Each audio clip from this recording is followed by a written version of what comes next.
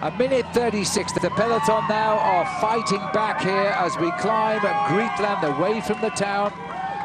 And the same 7 men with Bart de Klerk driving at the front, but there's a counter move from Team BMC.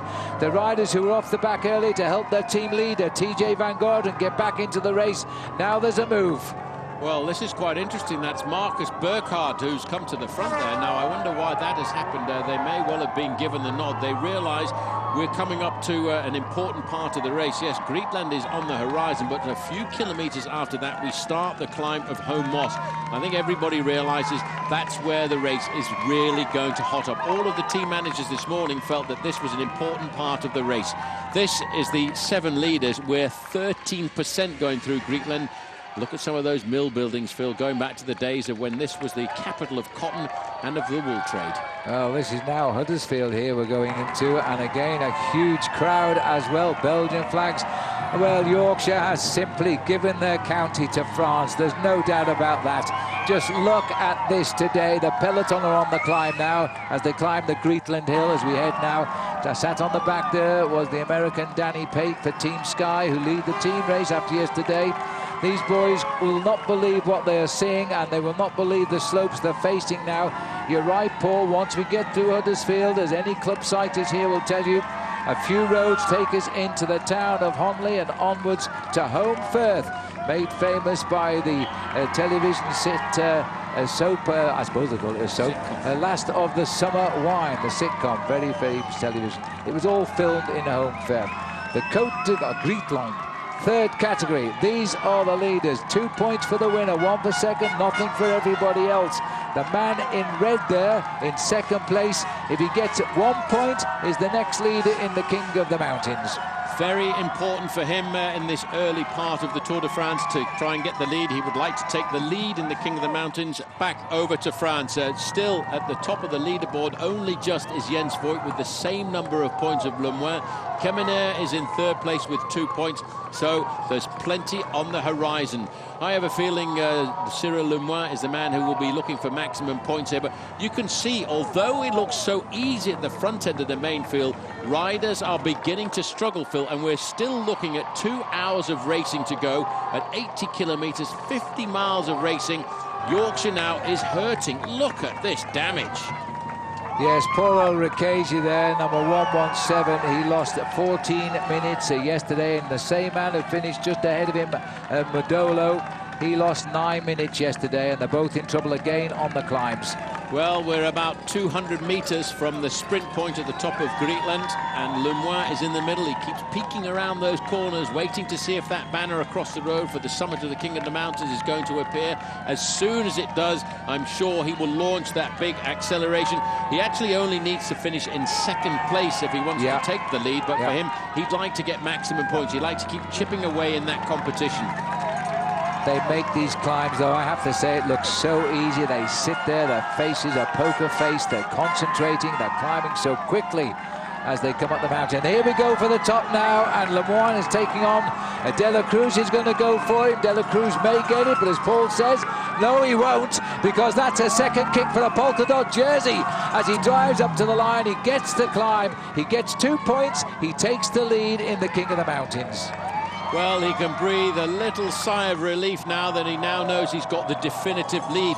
The main field behind, they're all over the road. They are just trying to keep their leaders to the front end of this pack. They know how dangerous it can be, but they know we're now coming to the critical part of this race. There's the confirmation we were looking for. Lemoine gets 2 points. De La Cruz gets 1 point, so Cyril Lemoine will, at the end of the day, be the leader. One man in difficulty here, though, is the American rider on Team Sky, Danny Pate. Gone to the back to do the old professional, I'll take on a couple of drinks here for the moment, using that to get the elastic bottle to keep himself in contact. He has to stay in contact with the race over here to look after Chris Froome a little bit later on. Well, that's a great piece of riding by Cyril Lemoine. He now leads by 2 points ahead of Jens Voigt, who will be 2nd in the King of the Mountains. Keremeyer, all the rest of the riders next to are in the breakaway, Keremeyer and De La Cruz, as we're looking here now at the peloton, brought to the top by Movistar, with the Spanish climbers right in the thick of things now. They like to be in the thick of things at the finish today as well. We still have the climbs of Home Moss, Mid-Hope Stones, Bradfield, Ochi Bridge and Jenkin Road. It's going to be a tough race now all of the way to the finish. The gap is only 80 seconds as we speak. Yeah, but you think it's easy when you see the main field stretched across the road. You think, well, these guys are out for a Sunday ride. But when you go to the back and you see what is happening in the team cars, guys like Arnaud Demarque, this is the French national champion we're talking about here.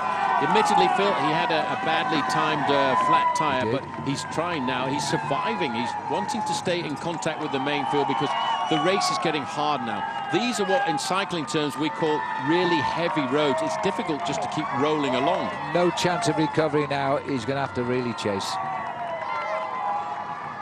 Yes, he will. He'll take advantage of the top of the climb there and take a few risks on the descent. He's got some respite before we start to line up for Home Firth. Home Firth is right at the very bottom of the climb over Home Moss. It's a long climb, Home Moss. Difficult climb, but open to the elements as we start to get up towards the summit. And that's where I think we'll start to see a little bit of a sorting out. The climb of Home Moss is almost 5 kilometres long from the side. The riders are going to attack it today, and it knocks in at a very pleasant 7%, thank you very much. But up towards the top, it kicks in at around about 10%. I think we'll see a few fireworks going off. And there'll be plenty of witnesses as well as the riders continue to come over the top of Greetland. And then we just continue as we leave Huddersfield. We'll head out into the country again. And then we will find ourselves going through the little village of Home and on to, first of all, we get Home Firth, then we get the climb of Home, and then we go straight up Home Moss, which is a zigzagging climb, by the way. And reportedly, we're going to see more than a few people on it. Now there's a tough man that we haven't talked much about there, sitting on the front from IAM Cycling, Sylvain Chavanel. Now he's the kind of rider. New colours for him. Yes, well, he's had to go back to the old team jersey this afternoon, but he's still got the red, white and blue on his sleeve, indicating former French national champion. But he is once again the national time trial champion of France, and he is the kind of rider who would enjoy a circuit like today's finish. And so watch out for him to do something rather special before we head back to the continent for the restart of this race after 3 glorious days in England. But let's not forget, we've still got to go to Buckingham Palace tomorrow. Yes, and we are going to see amazing scenes on the roads of Cambridgeshire and down through Hertfordshire and Essex tomorrow as we race into Buckingham Palace. But today it is the day for Yorkshire. It's the end of 2 magnificent days in Yorkshire, impeccable organisation, and the people have supported it 100%. They have the 7-man breakaway. Although there's not a chase behind, look at the gap. It's getting eaten away all of the time. It's down to 1 minute and 19 seconds now. This is action at the back end of the main field. Heavy legs are starting to appear on the sprinters, I would have to say. That's Demarque in the red, white and blue.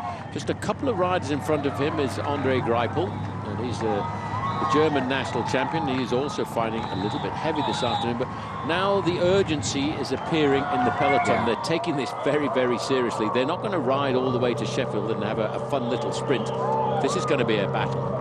You know what, Sylvain Chavanel there is in second place, dead centre to right now. He's a likely candidate to win this type of a stage. It's the sort of stage he would love to win. He's worn yellow in the Tour before, but at the moment, it's not a good time to remind those riders at the back. We're still 19 days away from Paris, because I think they're going to regroup and not catch the peloton again today. Andre Greipel, second time in a row he's been the German national champion. He's a tough competitor, and I think he was very happy to win that title. He was up towards the top in the sprint yesterday, 18th on the stage, 18th overall. But for him, I think he's finding these roads around Yorkshire just a little bit too heavy as he tries to stay in contact with the main field.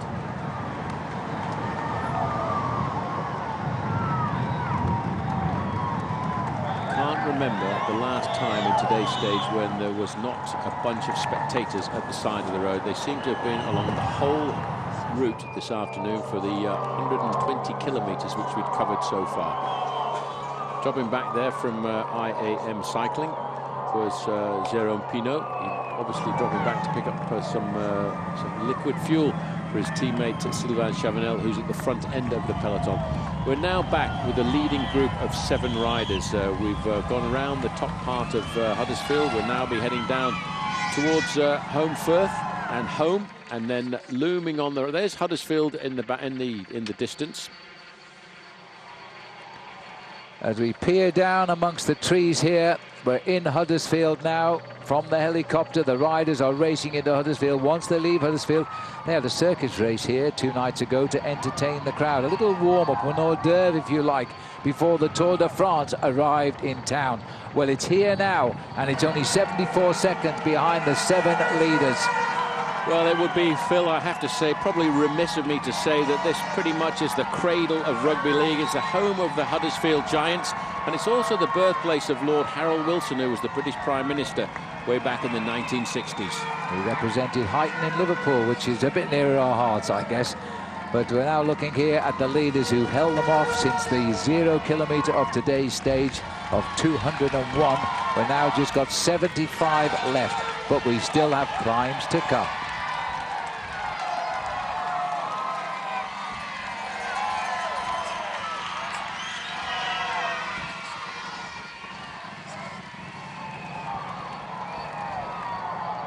Well, I can go back to the first tour I was reporting back in 1973, Paul, when he started in Scheveningen near The Hague in Holland. And we thought those crowds were big because we had a job seeing the riders leaving town. But boy, these have got to go down as record numbers for the Tour de France. They really have.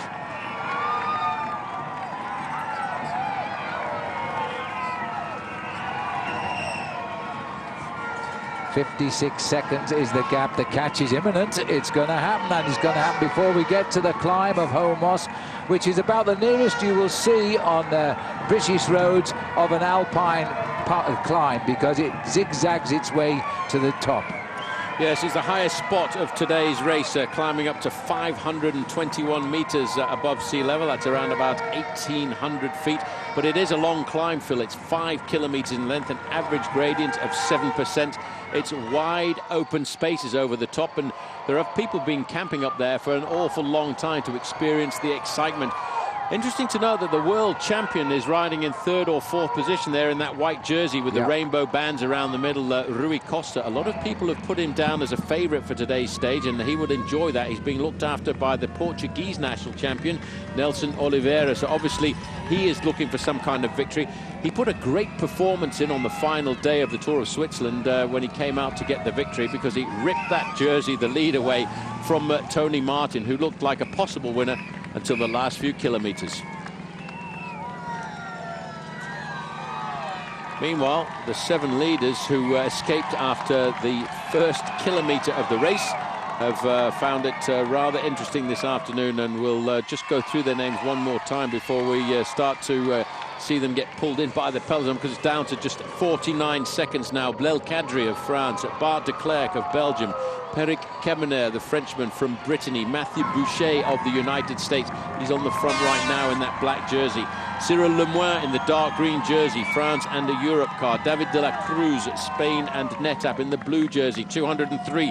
And Armino Fonseca, who is from the Bretagne Sèche Environnement. These riders have led this race for 130 kilometres almost, as they now start to get to the grippy part, the serious part of today's race. So they'll leave Huddersfield behind them, and now Home Moss on the horizon.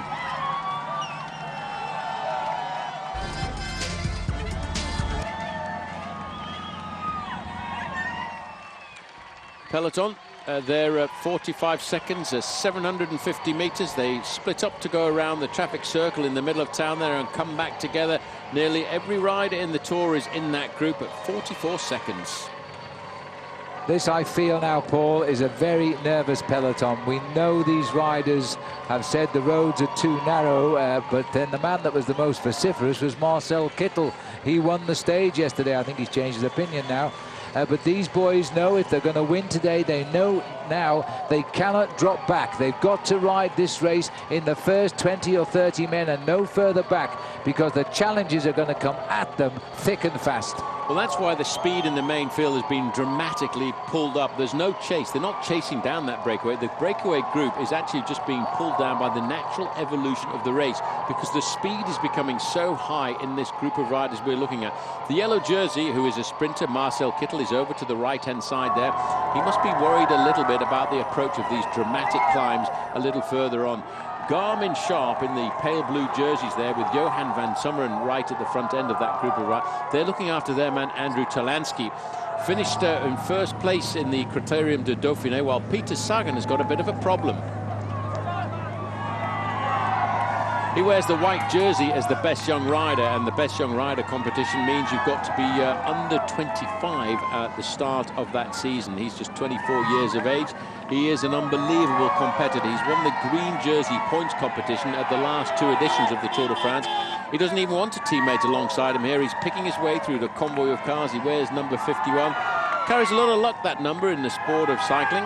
Has done over the years. Eddie Merckx won the Tour de France when he wore that number. So too did Bernard Hinault, which is why it's got that idea of a little bit of luck surrounding it. Peter Sagan, when I look out from the finishing line here, by the way, I can see a lot of Slovakian flags. People have come from Slovakia to see this race. In fact, I had a little chat with a couple of his friends who said that they've watched this guy come up since he was 13 and 14 years of age, and he's always been the best. They expect to see him in the yellow jersey tonight. 42 seconds.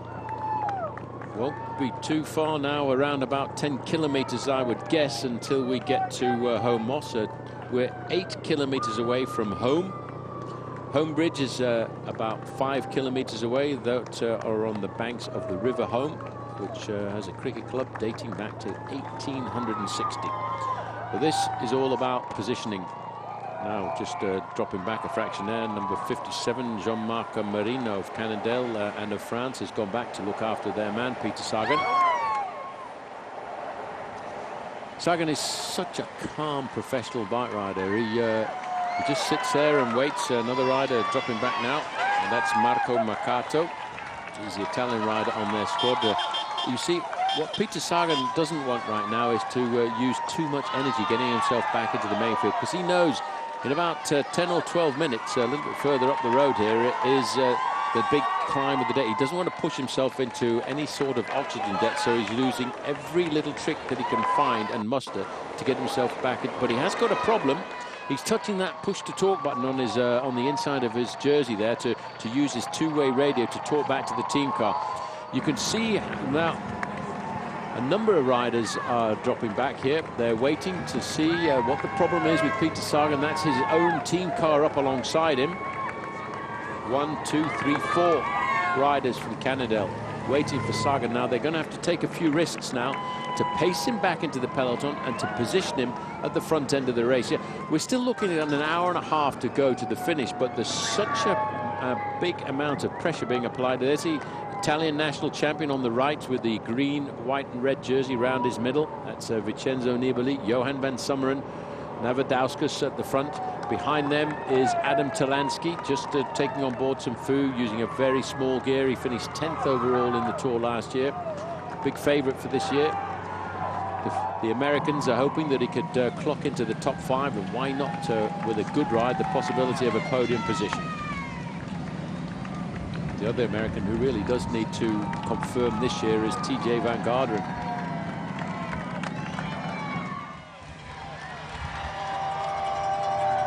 Well, there are so many people on this road now, I'm beginning to not recognise the Yorkshire towns here as we're moving on. We're leaving Huddersfield, we're heading down towards Honley, and this might be Honley, I'm not too sure, but we're in amongst it, and these are the 7 leaders.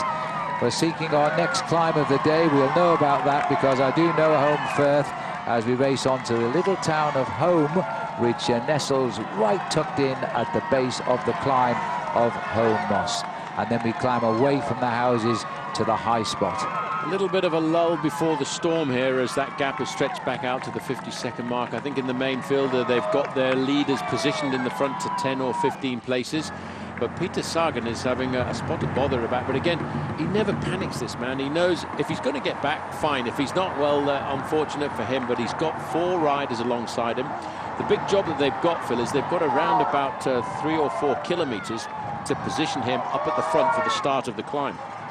Well, he's getting back and he's showing no signs of effort on his face. A routine check. A lot of riders have been stopping for a natural break. Oh, and they're all stopping now because we must have had another little fall in the centre of the field here. Yeah, a rider from Astana had a problem there. The Sky also on the left. Yeah, this is actually Richie Port here. Yeah. Who's wrestling, and that's not his countryman. He wants a bike. I just saw him said, I need a bike. Yeah, he's obviously gone down there. He doesn't seem to be panicking at all, and this is a critical part in the race for Richie Port. Absolutely it is, and Richie Port is really the wingman of Chris Froome. If you were watching the Tour de France a year ago, as we entered in the high mountains, it was Port that got Froome into a winning position. And Nicholas Roach there got his hand up as well for They may have collided there. Yeah. A little bit further forward there as well, the other rider who's got involved with that little bit of a Roger Klug. Yeah. Yeah. So Nicholas Roach, son of Stephen, is up and running and gone. Richie Port's bike has come, so the message got through. This bike already set up. It's not a good time to have a mechanical field because of the speed in the main field. It's very difficult to get back in, first of all, to the peloton, and then to try and get to the front end of the main field. This is Nick Roach. It's not a pity for Richie Port that Nick Roach had to go off and ride by himself. He might have done better to wait, perhaps, for Richie. Well, Nicholas Roach had his hand up as if he wanted something, but then he realised it was taking too long and he decided to take off on his own. Yeah. Going to be a bit of a problem, this, for Richie Port. He's got that different coloured number on his back. That's because Team Sky are the leaders in the team classification after their performance yesterday. Just riding by there is Alessandro Petacchi. He's had a bit of a tough day yo-yoing on and off the back end of this field. You know, 1 or 2 riders on today's stage could find themselves risking elimination because we're still around about an hour and a half to go to the finish. Richie Port doesn't look like he's panicking, but he will know in the back of his mind he's got to hope that a number of cars come forward and start. Well, the gap, look at this, 25 seconds is the gap. Got 64 kilometres to go. We're not far now from home bridge. That peloton is pretty compact at the front of the race there, but let's have a look. Get out of the way. This is Marcel Kittel. Well, I'm not quite sure what that was all about. Kittel in the yellow jersey, trying to stamp his authority on this race. You've got Sky over on the right-hand side, Astana looking after Nibali. In the middle, the dark blue jerseys with the lime green M on it. They're looking after Alejandro Valverde.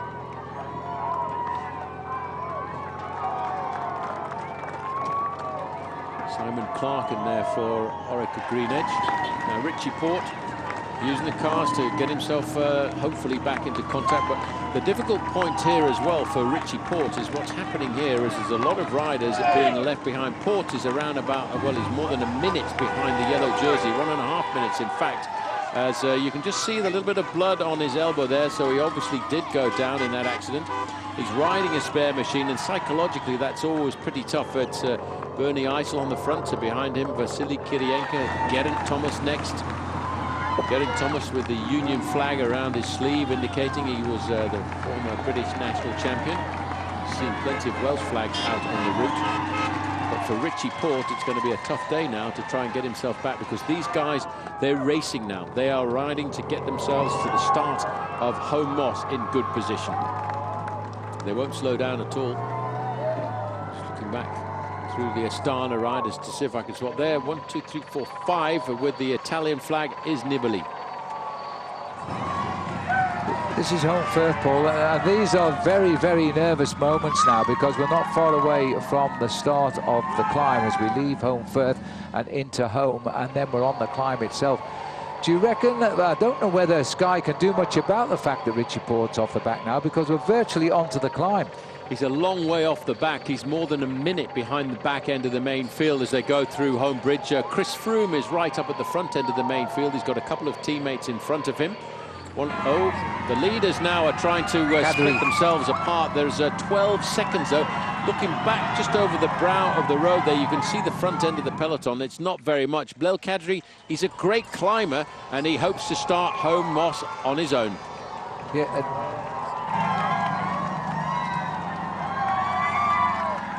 So Kadri has made the move. He's split the group into two parts. Coming across Cyril Lemoine, it's now the start of the climb. 4.7 kilometers to go, an average gradient of 7%. Quick look down there at the Church of St. David, built in 1840.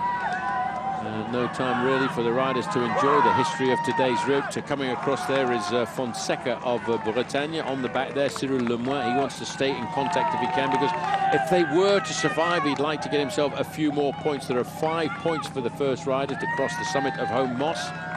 But there's the peloton. The race is pretty much on here. There's the remnants. Mathieu Boucher will shortly be back in the main field in that black jersey. Bart de Klerk in the red and white jersey of Lotto.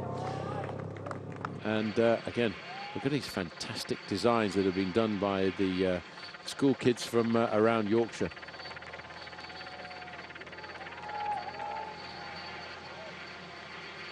Nicholas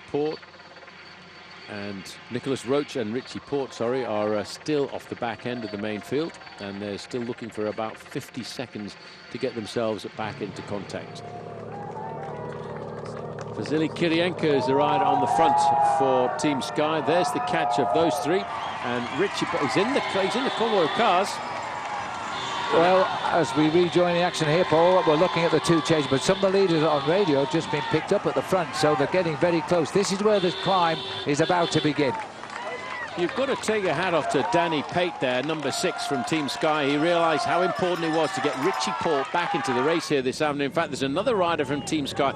The race is now down to just 3 leaders because of the attack on the climb of Blel Kadri, the rider in first position, Cyril Lemoine in second, but the damage is happening at the back end of the main race this afternoon because the climbs are starting to make it very, very heavy on the legs. Game over for Andre Greipel, but we didn't expect it to be a Greipel finish today. No, we didn't. The 3 leaders now are Mindo, Fonseca, Lemoine and Kadri. This is the area where it actually begins to start now, the climb of Home Moss as we leave home behind us. And there goes Fonseca. So Fonseca has gone as well.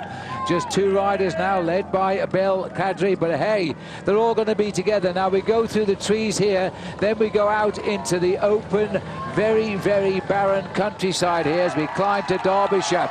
And trouble for Team Sky, the leaders of the Tour on the team race, as they've now brought back Bernard Eisel as well. This is Fonseca. And when they look round the corner shortly, they're going to realise that Britain isn't quite so flat. Yeah, and a bit scary, really, because we're on the 2nd day of the Tour de France. It doesn't finish till 3 Sundays from here. Thomas Voeckler now is having a little go. I think it is Thomas Voeckler because he's got red, white and blue on his sleeves there, indicating he's a former national champion of France. This is the kind of move that he likes. 20 days in the yellow jersey at 2 attempts for Thomas Voeckler, and now it's goodbye to the yellow jersey for another year for Marcel Kittel. This is what happened on Corsica. The big man can't conquer these hills of the Derbyshire-Yorkshire borders. As we go into start the climb itself now, the leaders must be getting a better view of the climb now than Marcel Kittel is, as we continue here at the tail of the peloton. And this is Blel Kadri, who's pushing on alone now. He's going to start the climb very shortly.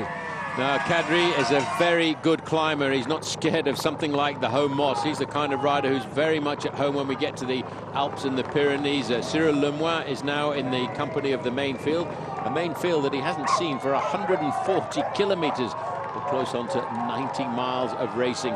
The Team Sky under control now at the front, so they know this course. They've been and looked at it, but Blel Kadri and the yellow jersey, well, he won't be too dissatisfied, Phil, because he knew he'd be in difficulty today. But again, here we go. Copy this on the attack. This looks like it might be Ryan Talamay who's just put in a little attack here. 20 seconds is the gap as they start to swap at the front. Team Sky are compromised here. They know that Richie Port is chasing.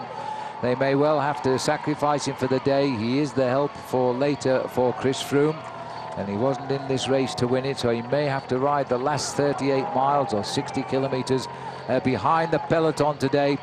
It's a fast tempo here, but with the fact that 3 Sky boys have got to the front means that Chris Froome is feeling very, very good. Good move by Cofidis. They come up these little rises, and very shortly they'll descend to a little bridge where they then get onto the hairpin bends, which takes them onto the climb itself. But you can see the main contenders, how seriously they're taking the second day of this tour. You can see in the distance there that you can just see the big beacon on the top. You can see that beacon from miles away. You can see it from Lancashire, Yorkshire, and of course from Derbyshire. That is the television beacon right on the top of Home Moss. Yeah. Good discussion going on there. That's Chris Froome having a chat with his teammates, saying, look, I'm in a good position here. I'm quite happy with this. Let's calm it down a fraction. Let's see whether or not Richie Porte can get back. And Danny Pate doing his best as long as he can. The man from Colorado Springs, not a great climber, but a great teammate, and he's trying to keep Richie Porte here and bring him onto the slopes of Home Moss. Froome, I think, might even try to slow it down now, because you know the whereabouts of Porte. Well, the important thing that you have to remember is cycling is a team sport. Yes, it's the individual that wins this race overall at the end of 3 weeks. That's Geraint Thomas there in the white sunglasses, just touching his radio to get the information across. But you have to have teammates up alongside you. Now, if Richie Porte can get back, he knows he can help Chris Froome in the latter part of this race. This, though, is the noise that he's going through at the moment must be incredibly stimulating for Blel Kadri.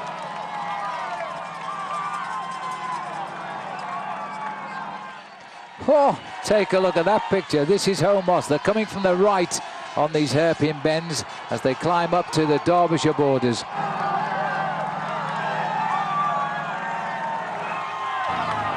Here comes Tommy Voeckler, and he's dancing on those pedals as only he can, and he's about to pick up Blel Kadri here.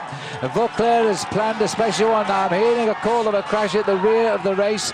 No information on that. We may catch it later. But Tommy Voeckler here now, coming up behind Blel Kadri. Well, poor old Tommy Voeckler started the year with a broken collarbone in Adelaide before the start of the Santos Tour Down Under. And strangely enough, he'd broken the collarbone previously. He took out the plate. Tony Martin on the attack now, where everybody has thrown caution to the wind here. They know this is an important strategic point of the race. I don't think they're showing the respect that the roads of Yorkshire and Derbyshire deserve, in all honesty, because this is only the start of a very difficult race towards the finish now.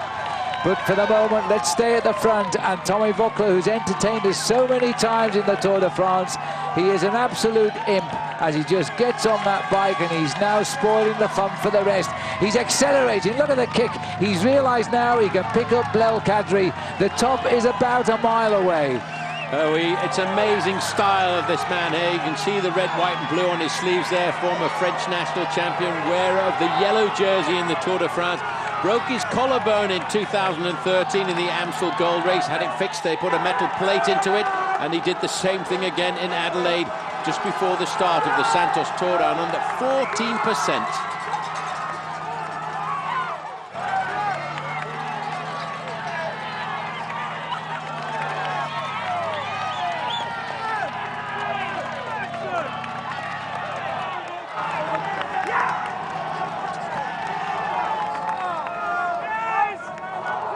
Huge effort by Voeckler. Man has won 4 stages of the Tour so far. Kirienka on the front for Sky. Geraint Thomas waiting to take over on the left as we look at it.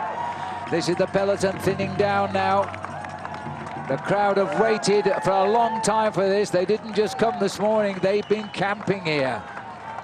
Huge party last night on the top of Home Moss. A face on Kirienka on the front, on his left-hand side there. Geraint Thomas from Wales. There's been plenty of Welsh flags. He wears the Union flag on his sleeve. There's a Welsh flag for Geraint Thomas as he goes by there. Wears the Union flag on his sleeve as the former national champion. 1,000 metres to the summit for these two riders. Blel Kadri must wonder what on earth he started at the bottom of this climb. If he looks over his shoulder, he finds it's not Keremai now, it's his team captain, Voeckler, who's come up to the front. These boys are riding very sensibly. They're keeping it nice and steady in the chase group, as these two riders are going to share out 1 and 2 at the top of the climb. But with 5 points at the top, if Voeckler gets it, he'll pull on the maillot pois, which is the polka dot jersey, which he's worn before in the Tour de France in 2012 and in 2005 and 2008. Well, it's going to go down to a serious count. There's still a lot of big climbs to go towards the finish. Vogler will get himself 5 points, but Lemoine has been pretty consistent out on the race today. There's 5 points for the first man to go over the summit, but let's not forget there's still 4 categorized climbs to go before the finish. Now, this is the man who started the day in the yellow jersey, the leader, Marcel Kittel. He's having a hard time there with congratulations coming from Romain Felu, another sprinter on the block. Well, as we watch these two riders coming up, in fact, it's going to be 1 point in arrears. And the yellow jersey, well, when you look, he's out, he's out, because he's got a flat tyre for Marcel Kittel at the back of the race now. But Vogler needs to get the 5 at the top. He puts him in second place, a point behind the new leader at the moment, Lemoine. But he's still got time to add to his point score with 4 more climbs still to come after this. Well, he's away just as the champion of France gets up alongside him. Meanwhile, life here at the back. Richie Porte is cutting through now. As he comes through the traffic, he's making his way gently up towards the leaders again. Terrific riding by Porte. Well, Porte had a little bit of a problem. He was involved in that crash. He's having the hardest ride to get back into contact because he's trying to ride through all of the riders who are being left behind at the arrière du peloton, the back end of the main field. The leader of the points competition at the start of the day, Brian Coquard, wearing of the coat. Vogler seems to have disappeared. There's a bit of chaos going on right now as Blel Kadri is now the leader. He's a great climber, Blel Kadri. He's looking for 5 points. Let's not forget, Cyril Lemoine of Cofidis has 6 points total on today's stage this afternoon. And wearing 172, trying to go and get himself a few more points. Nicolas Ede of Cofidis, who got himself some points on the stage yesterday, and the winner of the King of the Mountains competition at the Vuelta a España, says, mate, I'm having a bit of this action as well. Well, is coming from amazing quartz at the moment. Kadri wore the polka dot jersey for a single day last year in the Tour de France, and he won't get to wear it at the top of this climb, but there's still room to improve with the mountains which are left today. This has got to be the biggest crowd the Tour de France has ever seen on such a small climb like the Côte d'Aumos. Only second category, the wind whipping across from the left of our picture. I don't know what happened. We didn't see the detaching of Vogler, but now Vogler is going to see another Frenchman coming up on his back wheel here, because this is Ede.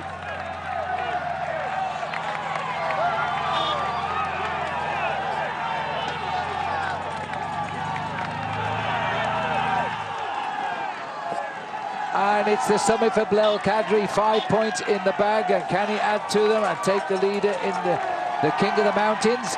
He surely isn't going to try and go for gold now. He's inside 60 kilometers from home. And look at this, and Nicolas Ede just about gets over the top of Vogler, so he gets second place at 3 points. Yes, well, now they've got the rapid descent off the top of Homos. We're making our little incursion into the Greater Manchester region now as we drop down. Well, this is Derbyshire, actually, as we drop down into Woodhead. The gap between the leaders and the main field, well, it must have dropped quite dramatically. We're looking for the top. It's 40 seconds so far, and it's a long way back to the yellow jersey, though. He's almost 3 minutes behind before they get to the top of this climb. Well, he's had the bad luck to be dropped and then a flat tyre. This is the top here.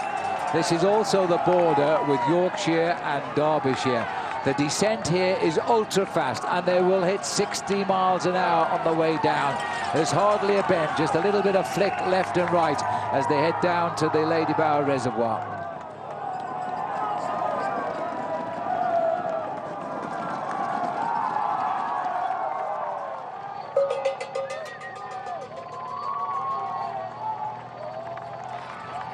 Well, as they go over the top, the peloton, 75 seconds is the gap. So Sky have ridden this very sensibly here, and they've made sure that Richie Porte has had the chance to climb back to the peloton. As we look at the men going over the top who are dropped. Yes, this is the damage that's been done by Homos. 55 kilometers to go, 23 seconds of the chasers behind Blel Kadri, 1:15 to the red jersey group, which is containing Jens Voigt, white jersey of Peter Sagan, and the rest of the big challengers. But another 2 minutes back almost to Marcel Kittel. Now he's going to have a very hard time to get himself back into this race, because this is the very fast descent away from Home Moss down into Woodhead. They'll turn left at the bottom of this descent and head up to Woodhead Pass. It's not a categorized climb, but it's a long false flat of around about 3 kilometers long. Ede getting himself 3 points, Vukler 2 points, Tony Martin a single point. So Ede will start to climb up in the overall standings there. Cadre climbs up into second place, still looking for a single point, but the way this man is riding, well, he may well stay clear for a little while yet. He's got to head over to Mid-Hope Stones now, and that'll take us just 34 kilometres to go. So he's got to stay up there, Paul, for another 20 kilometres or 12 miles before there's any more points available. That might be difficult. This is the long sweeping descent away from the top of Home Moss as we race down to the road where we'll see what's known as the Lady Bower Reservoirs, but it's also the Woodhead Reservoirs down there. And this is the main water catchment area here.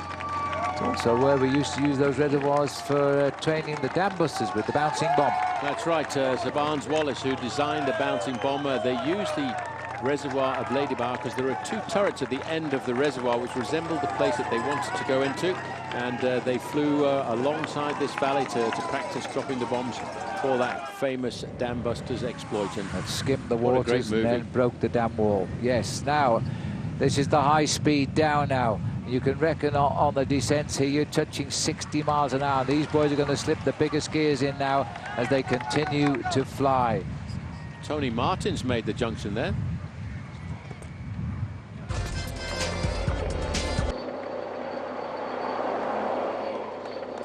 Well, the gap between Kadri there is up to a half a minute. He's a great climber, but he's picking up a tailwind on the slopes of Woodhead Pass here this afternoon.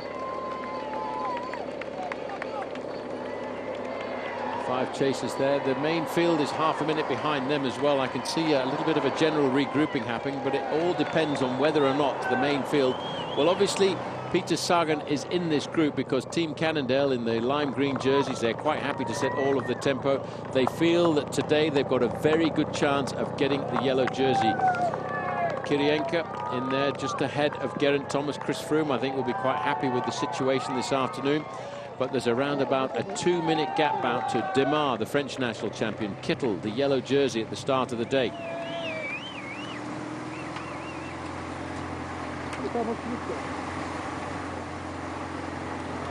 Kittel, very similar to the second stage of the Tour de France last year, struggling with the climbs. He came out, got the win on that first stage.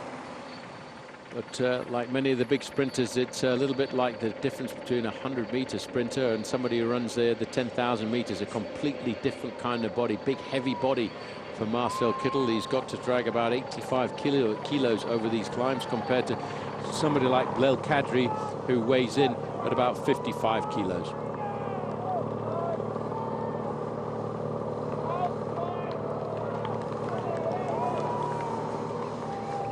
Lots of concentration on these riders' faces now. Just having a quick glimpse there into the face of the rider from BMC Racing, and that looked very much like Peter Velets, looking very concentrated. They're quite happy, I think, having Marcus Burkhardt.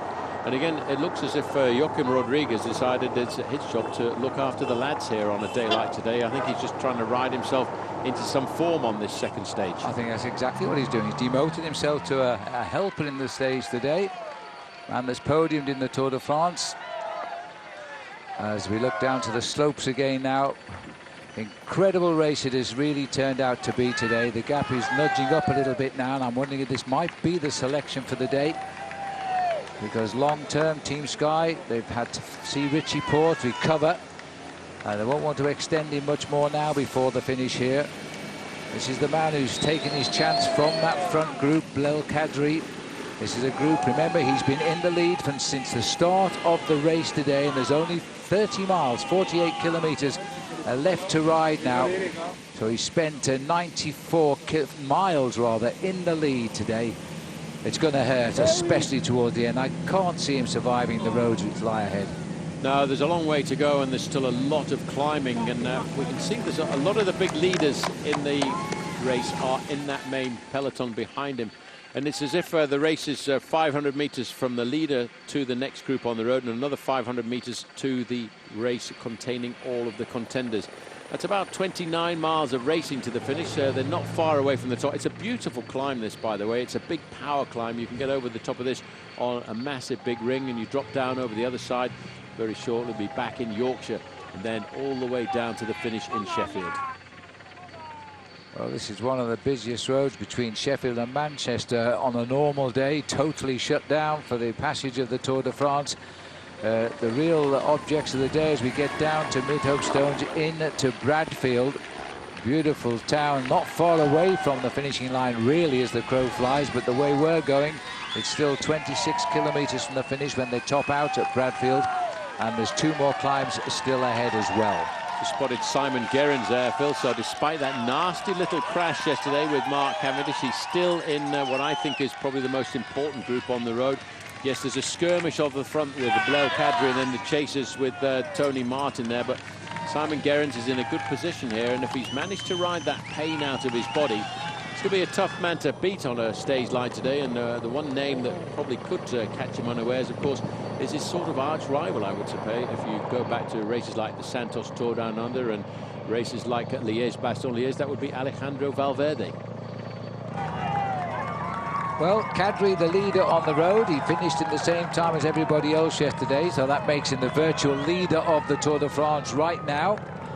And it would be a tremendous coup if he were to pull on the maillot jaune tonight, that's for sure. And tomorrow it really should be a day for the sprinters. It's a fairly flat road from Cambridge down to the Mall and outside the finish there with the backdrop of Buckingham Palace.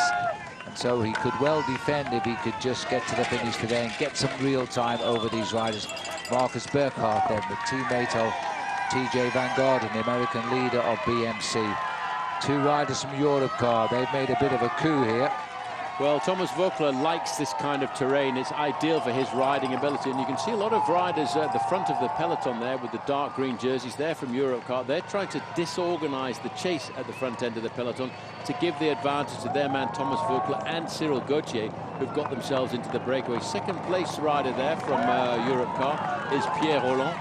He's a rider who, after 4th place in the Giro d'Italia in the early part of this year, is looking to confirm his chance to be a top contender for the Tour de France for the French. Oh, you've got to take your hat off to Bleu Cadre. He must have sensed he had to springboard away. He knew the peloton were coming at the base of Home Moss. He jumped right at the bottom. He got joined for a while by Voeckler. I thought that would finish off Bleu Cadre, but it did the opposite. It finished off Thomas Voeckler for the moment anyway, and he's been pushed into the chase group. Still out in the wild countryside, high above Sheffield.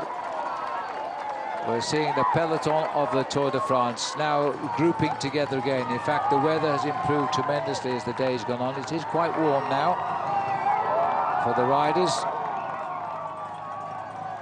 Johan van Summeren setting the pace for Garmin Sharp, and no doubt for the young American Andrew Talansky to keep him in the thick of the action. This is life at the back of the race, at the back of the peloton. Florian Vachon in his first tour there in white. Well, taking a chance here to get topped up with liquids, riders dropping to their team cars. They know that they've still got about 25 kilometers or so. This is a good move here because Coquart is about to make the junction.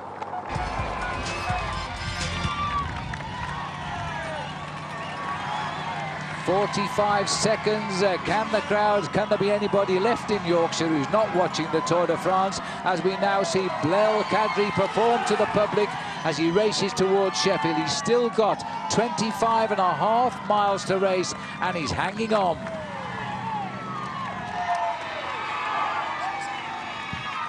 This is the chase of 5. Burkhardt, Tony Martin, Cyril Gauthier, Nicolas Ede, Tommy Voeckler.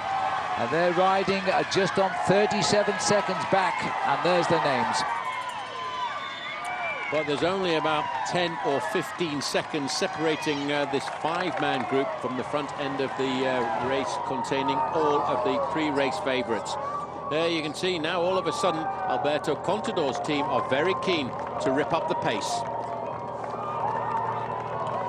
So the race situation now, one leader, Blel Kadri of France, riding for AG2R La Mondiale. This is a group a lot further back down the road, 5 minutes away from the leader. The man who won the stage yesterday, but I think he probably much expected that. He is a sprinter, he's much heavier built than the riders who can go up these climbs very fast. Alongside him, the French national champion as well, Arnaud Demar. Won that title last Sunday, not too far away from the future scope. So, as I say, we're dropping down. We're not far from Barnsley. Barnsley would be, if you were to continue down the A628, they would drop into Barnsley and keep heading across towards Doncaster. We're going to turn right here once we go through the small town of Langsett, and then head down towards the next couple of climbs of the day. Yes, Barnsley is not far away from here. The big wind generator units in the background, but there's a massive big chase on in the peloton. The gap now is starting to close. It's only 17 seconds between Blel Kadri and the 5 chasers, and 20 seconds back to the main field. I think we're going to see a general regrouping very, very shortly. And interesting to note, there's Mick Rogers just putting his head up there in 3rd position in the Tinkoff Saxo bot squad. And he's a man who finished 5th on the stage yesterday, despite the fact he was really only riding to keep himself out of difficulty. Different day today. I think Movistar are going to present themselves as the team to beat, and Valverde has said he wants to win this stage. We'll see if he can. He's their team leader and second in the National Road Race Championships in Spain. We'll see what happens, but there's the peloton. These are the 5 chasers, Berghardt, Martin, Gauthier, Ede and Vauclair. They're going to be wiped out, and then the chase will be looking for that lone figure from the AG2R team of Blel Kadri. Now, once we get around the corner, we're going to start shortly the climb of Midhope Stones. It's another 3rd category climb, and I think that's where we're going to see a changing of the guard at the front. Have you noticed, Paul, that the white jerseys, well, the sort of white jerseys of Orica Green Edge are very prominent now, and I think they're setting this up, if they can, for Simon Gerrans.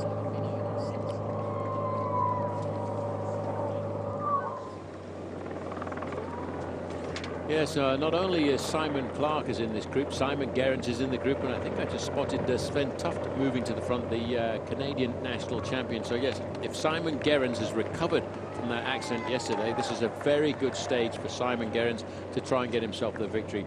It suits his temperament of riding right down to the ground. Does this final running towards the finish today for Simon Gerrans. It was on the opening days of the Tour de France last year that Gerrans got himself a very smart victory. It was into Calvi. It was his 2nd stage victory in the Tour de France. It's his 9th participation at the Tour. He wore the yellow jersey because of that for a couple of days, and that breakaway. And Simon Gerrans, I think, hopefully will have recovered. He received an apology from Mark Cavendish overnight. Cavendish sought him out to apologise for the accident, so it was completely my fault. I was trying to jump through a gap that wasn't there, and he was just a little bit too nervous. That is Sven Tuft on the front. Looks over his shoulder. Yes, there's a good organisation coming now from Orica Green Edge. 36 kilometres to go. That's Geraint Thomas out of the saddle there for Team Sky. They're all charging now. We're about to turn off. There's the right-hand turn. That's Langsett, the reservoir in the distance there as they turn off. And now we're heading over to the next climb of the day. That's Langsett Reservoir. And that reservoir, by the way, was built between 1898 and 1904 and is looked after by the Yorkshire Water Board, fed by the River Don. And it supplies water to Sheffield and Barnsley. 51 hectares. Bonjour, the Tour. Anyway, so this is the leader, Blel Kadri. They've pulled back the 5-man group that were halfway across the gap. There's a sole leader now. Blel Kadri is advantage around about 15 seconds. It's Team Sky on the right-hand side, and it's Team Orica Green Edge. That's Michael Albersini. Now, Robbie McEwen, who used to race for Orica Green Edge, tipped to Simon Gerrans or Michael Albersini for a good finish on today's stage. The only negative thing you can say about Gerrans is that little crash he had yesterday is not the ideal preparation for a race finish, and especially a stage finish at the Tour de France. Kadri struggling now after that long break. Well, he's got himself 5 points in the King of the Mountains competition. That's currently being held by Cyril Lemoine, but there's still 4 more climbs, including this one, Midhope Stones. So, échappée terminée. the breakaway group now has been caught, so it's Gruppo Compacto. There he is, number 86 over on the right-hand side. The yellow jersey is an awful long way behind now for him. It's a question of survival, try and conserve as much energy as possible, because tomorrow's kind of stage, the race route tomorrow, suits another revenge victory for this man in the yellow jersey, Marcel Kittel. And what a place to finish. Beautiful flat boulevard, wide as you like, in the Mall, with Buckingham Palace as the shadow of the finish. A couple of teammates up there with him. 107 is the Chinese rider on Team Giant Shimano, Ji Cheng, first Chinese rider to participate in the Tour de France. As we get the farmer's been quite busy there with his tractor, Allez TDF, and that means go for it, Tour de France. Tony Martin into the saddle. German time trial champion, road racing champion is Andre Greipel. He's way off the back at around about 5 minutes. He's in the same group as Bernie Eisel, Mark Redshaw and Marcel Kittel. All of the big sprinters, the heavier set riders, just couldn't take the pressure of the repetitive nature of these climbs throughout Yorkshire. We're about 1.5 kilometres now to go to the summit of this next climb of the day, Mid-Oak Stones. 12% is the gradient at this point. A little bit of calmness. There's Alejandro Valverde over to the left-hand side in the dark blue jersey. He's a favourite for a lot of people here this afternoon. It certainly is his kind of finish. He's had a great season so far this year.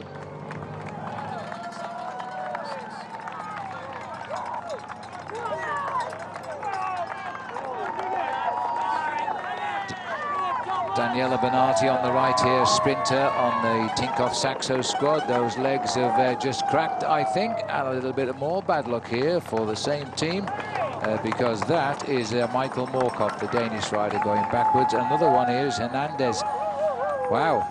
Well, it just indicates, Phil, that a lot of these riders have just been hanging on in the group, hoping to survive just a little bit longer, because they want to get to a reasonable point towards the finish where they know they're not going to get eliminated. And as you can see, with 35 kilometres to go, that's still just inside an hour of racing. You've got to be very careful. This is so hard now. The local cyclist told me weeks ago, Paul, this would be such a hard end to the day. And look at how these top boys are cracking up off the back of the peloton. And we've still got the climbs to come. This is still Mid-Hope Stones. And look at that. The crowd is looking a little bit cloud showing there. But as we look as though Alex Howes has moved to the front here, the rookie American, who is enjoying his first Tour de France, driving at the front. But they may sense, you know, this could be a surprise result now. Jens Voigt here, gritting his teeth as well and going backwards. Yes, he was with Ted King, the rider from Cannondale, who's done an awful lot of work early on to set up something for Peter Sagan. Now, obviously, there's a little thought tip. Talansky there in second position. Alejandro Valverde not very far away. Tony Martin in third place, looking very, very strong. Obviously, these riders realise how difficult this is. Brian Coquard, the leader or the wearer of the points classification, fourth on yesterday's stage. He made a dramatic comeback down home Moss, but he's like, yes, I know how you feel, mate. It's very, very hard, these roads in Yorkshire. He's going to be a character in the years to come in the Tour de France. Brian Coquard, his first tour. Those clouds a little bit grey, but Garmin have got a plan here. Talansky, they all know about him now after he won the Dauphiné race just before the start of the Tour de France. And there he is in second wheel. His first tour last year, finished 10th. A lot of people are putting him on the podium in Paris. Can he prove to be that good? Well, right now he's looking very good on the wheel here of, I think it's Alex Howes there in the sunglasses. The crowds are with us as we now come towards the top of Mid-Hope Stones. Well, they've announced the colour fairly early on of Garmin Sharp. There is the Meilleur Grimpeur, the king of the mountains point. It's a third category climb as we come over to Mid-Hope Stones here, and they're I'm not sure whether they're going to sprint it out here, because they really are ripping up the pace. They're trying to eliminate as many riders as possible. I can still see that Rui Costa, the world champion, is fairly prominent in that group here. I think we're going to see some little gaps appearing. Talansky going over the top there in second place. Chris Froome right at the front end of the main field with a couple of teammates around him. The pressure is really being applied on only the second day of racing here Every day is an opportunity to get a little bit of time. And now, as we go over the summit of this climb, you can see technical descent away now from Mid-Hope Stones. As they go down this descent, not far away now, they will come up to the next climb, which will be a 4th category climb. They'll go through High Bradfield and over the climb of Bradfield. And again, as you can see, narrow racing roads, these great racing roads.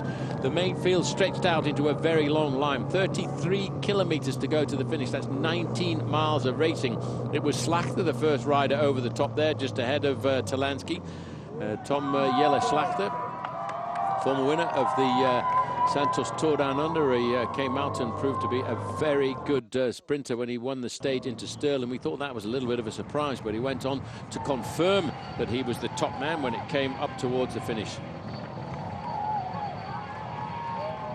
So there's a confirmation of the result over the top of that climb.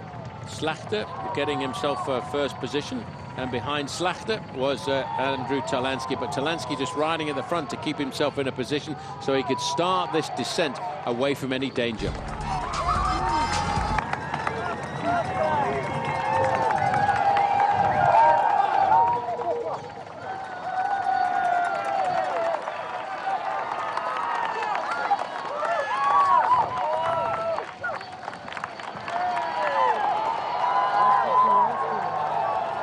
As we look at the elite men now battling on the climbs, we're heading towards Bradfield now. This is what they call the steel stage because of these closing kilometres, and the Tour de France has taken the liking to Yorkshire here. The elite have come to the top. There's Simon Gerrans in white, the man that finished up on his back in the sprint yesterday, and also in this group the young American Talansky, who could, if things go right, also be on yellow tonight. I'll tell you what, Phil, there won't be too much of a traffic jam coming to the finish line today, and they won't have to find their way through a big bunch of riders because this is a serious sort-out. There's John Atapuma at the back there, the Colombian rider from Team BMC, but just look how riders are getting spat out of the back of this group because we've got a very strong wind coming over from the right-hand side there. Simon Spilak, the Slovakian rider on Team Katusha, he's just popped. There's not many left in this group. The man on the front with the white sunglasses is Geraint Thomas. He could have a chance of winning this stage himself, but he's not thinking about himself today. Team Sky are here for just one reason. That's Chris Froome. Up towards the top of Bradfield here, and another big crowd as they come up towards the summit here as we go into 30 kilometres to go to the finish. I don't think this is Bradfield actually at the moment as we hit the 30 kilometres to go to the top. As we've gone further back. This is back to Mid-Hope Stones with the group of the yellow jerseys quite a way down, confirmed at 7 3/4 minutes at the moment for Marcel Kittel. And if he was thinking he might pass his jersey to his teammate John Degenkolb, well, he's also gone off the back of the big bunch up ahead of him. Well, in that group with him was Alexander Porsev, the Russian national champion. We've had a real sort-out here this afternoon. It all happened in the space of 4 or 5 kilometres, all because of the American team Garmin Sharp, who all of a sudden put the screws on everybody, and they've decided they wanted to have a little bit of a decanting process, and they've certainly done a good job so far. What a superb racing. You don't need the high mountains of the Pyrenees to break up the field of the Tour de France, that's for sure. This peloton has just imploded in these last few kilometres. There is a very select group, and the man who did the damage was the Dutchman on Garmin Sharp, Tom Helter Slachter, and he did it for his young teammate in his second tour, Andrew Talansky, and Talansky nodded to him earlier on to keep going, I'm feeling fine, and he's in that front group. Wait for a move from Talansky. Right, 29 kilometres to go. That's less than 18 miles of racing. Everybody now is scrambling to stay in contact or try and get themselves back into this race. Geraint Thomas, G is his nickname, looking at the start of the Pied de la Côte de Bradfield, or the start of Bradfield. 2 kilometres to the summit of this climb. Geraint Thomas taking on board plenty of liquid there.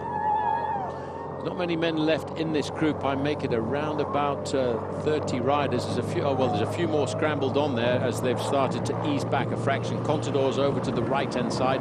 This is what it looks like at the back of the race if you're trying to recover and keep yourself in contact. One man who's going to be very dangerous on the running down towards the finish, though, today is going to be Alejandro Valverde. Sky have actually managed to get a large number of riders into this group. Because there, just at the back there, was Mikel Nieve. He's an excellent climber. He'll be important later on in the Tour. Well, as we say goodbye to the very high moors, we still have some very nasty little hills towards the finish, and the clouds are quite dark up on the moors now. There might even be some showers up there, but we should be lucky. Still okay down at the finish in Sheffield. Well, the crowd is again enormous. I think the whole population of Yorkshire has seen the Tour de France in these past 2 days. This is the elite group. It looks to be about 30 riders strong, and it will get less. Still the big hills to come as we go towards the finish. We've got Bradfield, Outy Bridge and Jenkin Road. It's Jenkin Road at the end, the Category 4 climb, which will decide this race today, I think. Well, it's been up and down all day, hence the term uphill and down dale. We're going over some real tough racing roads. Team Sky rode this route in reconnaissance to find out just exactly what it was going to be like, and everybody knew stage 2 was going to be rather special. Tricky roads, you need to know the roads, and now we're starting this climb. This is the climb of Bradfield. If I'm not mistaken, Bradfield is a small village in part of the Peak District, and it's a beautiful part of the world. It is. Geraint Thomas, not worried at all, is he? Its Gothic church is called St. Nicholas, dating back to the 15th century, but right now these are the modern-day cyclists, and it's Geraint Thomas, the only Welshman in the race here on the right of our picture. He's got Chris Froome with him, but it's all looking good, and Nibali has got teammates here as well. And no surprise, the man in white down there, though, that is Simon Geraint, and maybe his back is no longer stiff and hurting. He's right in the mix down there. Well, Simon Geraint is a tough character. He's been around for many, many years, and he will have looked at this stage, and I think going back to last year when he won the stage, I think it was into Calvi in Corsica, and he realises the opening days of the Tour de France are extremely good for him, and with this kind of profile, all he's got to do is sit there. The fact that he's still in this group, Phil, means he has recovered from that accident yesterday. I think he's going to be all right. I think you're right, and still the crosswinds blow here, the puffing and blowing on the right-hand side of Geraint Thomas. All they're interested in is making sure that Chris Froome, he's the 4th man in the black jersey as we look at the picture here, as they go up the climb at Bradfield.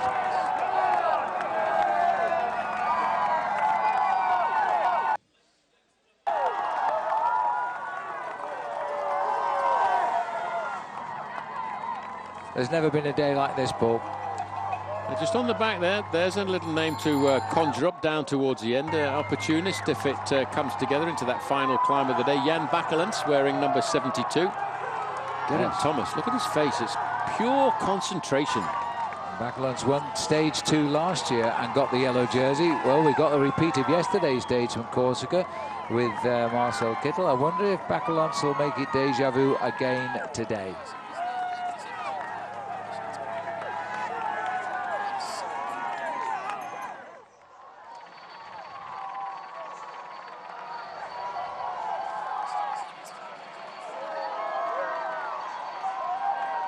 Well, somewhere in this area, I was told there was a big screen and a huge campsite, and this was going to be the scene of a big ball. I think that's the way it has been here. That flag in the distance, by the way, the black of the white cross, a lot of people won't know what that is, but it's the flag of Cornwall. And they've come a long way to watch the race in Yorkshire, too. Two team helpers there over the top of the climb are passing up possibly the last bottles for these riders. You can take bottles from the team car up until 20 kilometres to go, but the way the race is unfolding here, Phil, the team cars could be a few minutes behind the riders, which is why the team helpers have got in there to pass up these last bottles. Number 72 is the man I was mentioning just a little earlier on, Jan Bakelants. Won that stage on the island of Corsica as well to get himself the yellow jersey. So Jan Bakelants on the back, they're over the top of the coat of Bradfield. We couldn't even get a camera through to tell you who went over first, but there's the answer. Andrei Grivko got the point. And there he is, Grivko on the front. A small group of riders, 25 kilometres to go now. And once they go through that 25 kilometres to go, Bradfield, the next climb is going to be Outy Bridge. And that's a climb of 1.5 kilometres. Then we're not far really from the outskirts of Sheffield. You can see Sheffield pretty much in the distance there. That's where we're going to. In fact, could very well have been Rotherham we were looking at down in towards the valley. Rotherham and Sheffield not far apart. They all look the same now with all these people. They certainly do. And I tell you what, it's 2 minutes and 43 seconds was the time of the ascension of the Côte de Bradfield, as they were saying in French. And well, not with a Yorkshire accent. No, I think I'm going to adopt that French with a Yorkshire accent. That could be something that could become rather popular. Maybe. Yeah. Bacalance is having a hard time staying in contact here, though, but he's keeping his energy and his nervousness all to himself as they go through 25 kilometres to go. That group has swelled. A few moments ago, it was about 25 riders. I've got it up to about 40 now. Well, they've come into a headwind for the moment now, and Geraint Thomas is still driving force here for Team Sky. They've got the team lead after yesterday, and they've got more than 3 riders here, so they could well maintain that team lead going into day 3 tomorrow in England, as we race from Cambridge down through Epping and Redbridge and on past the Olympic sites into the Mall in the centre of London. An epic end to 3 incredible days of cycling with the Tour de France in England. 24 kilometres to go now. They're going through these kilometres in just about a minute because we're descending downhill. Bacalance is making a meal of this. He's desperately fighting to get back on. He was a last-minute selection for his team, or not so much a last minute as the last one to be told he was in the squad, and he wanted to be in the squad after his appearance last year. Right, well, I've just got confirmation, Phil. It's Outy Bridge, by the way, just so that you know, as we come up to the next climb of the day. And it's a 3rd category climb. Bridge. No, Outy. Outy Bridge. That's what they say. Local. That's what they say over here. Outy Bridge. Anyway, that's the next climb of the day. It's a 3rd category, but again, it's going to be very difficult going over the top. And then it's a full charge down into Sheffield. It doesn't really matter in this race whether you're going uphill or down dale. There are always people who are ready to enjoy this stage of the Tour. French gendarmes anxiously slowing down the riders. Yellow is danger in Europe, by the way, not red as it is in England. And the gendarmes waving those yellow flags to the riders of the Tour. Nasty left-hander there, all safely round though. Tucked in at the back is David Lopez, the Spanish member of Team Sky. He struggled yesterday a bit, but he's up in this big group here today. 22 kilometres to go as we speed towards Outy Bridge.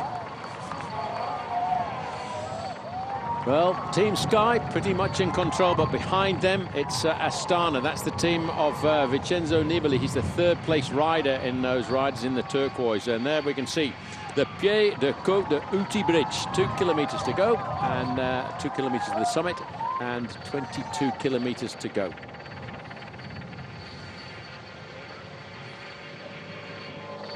Now, Geraint Thomas. That group has swelled up quite a fair amount. I wonder if John Degenkolb, the big sprinter from Giant Shimano, who was dropped on a climb mid-oak stones a little bit further back there, and I wonder if he has managed to get himself back into this group. Just tagged on the back there is David Lopez. He's a great climber, and Lopez will be thinking further down the road. It's good to see that Team Sky have got a large number of riders in this selection. That's an indication that they're pretty much right on time. 4 riders in the front. Number 4 is Chris Froome, waving the flag for Great Britain, but I know he's got an awful lot of supporters in Kenya.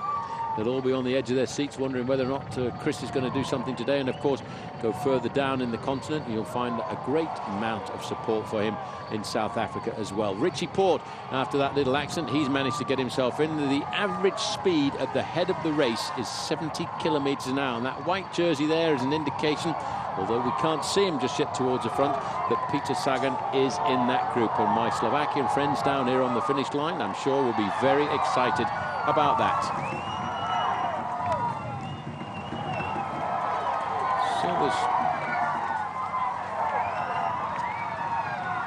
So 20 k's to go. The sign that you might just have spotted there, that's the end of the feeding station, and there is the sign for Outy Bridge at 20 kilometres to go. So that's the next climb on the horizon for these guys. Geraint Thomas not thinking about a chance of victory for himself here this afternoon, because this is all about Chris Froome. Froome riding in the middle of the pack there, right behind Richie Porte.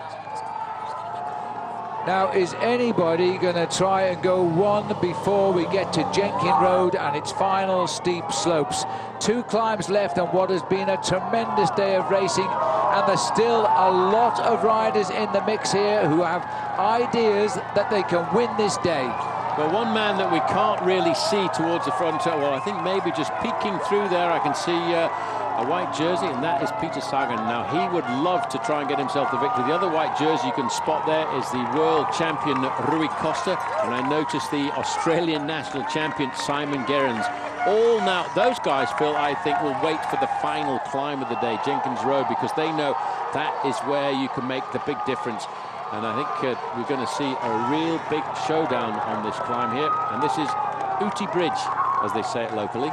20 kilometres to go for the head of the peloton in today's stage of the Tour de France. Jenkins Road is only about 800 metres, but it's got markers on it that say it's as steep as 25 to 30%. It is a real tough climb. A very dangerous descent off it in the town, and a twist and a turn, and there's the finish line. So that's where the strong will out.